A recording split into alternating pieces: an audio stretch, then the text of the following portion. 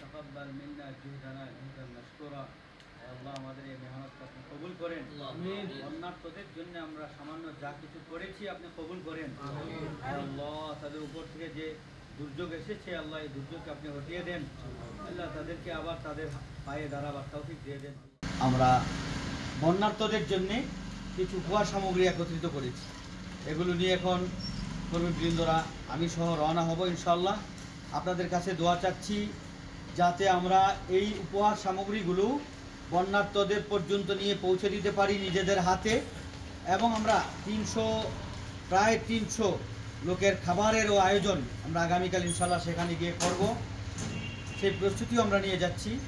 আমাদের ইচ্ছা আছে পানিগুলো সরে গেলে একেবারে যাদের ঘর বাড়ি ভেঙে গিয়েছে এরকম প্রায় 20টি ঘরের আমরা ব্যবস্থাপনা করব। আলফিকা ফাউন্ডেশন যা দর্স তাদরিসের পাশাপাশি দেশের খুব যে প্রয়োজনীয় সময়গুলো আসে, যেমন বন্যা, এরপরে খরা, এরপরে মানুষের অসুবিধা, যত ধরনের এই ধরনের দুর্যোগ আসে, এই দুর্যোগ মুহূর্তগুলোতে আলফিকা ফাউন্ডেশন সাথেই তড়িৎভাবে সমস্ত কর্মীবৃন্দদেরকে নিয়ে তাদের যৎসামান্য যা আছে তা নিয়েই তারা মাঠে নেমে পড়ে।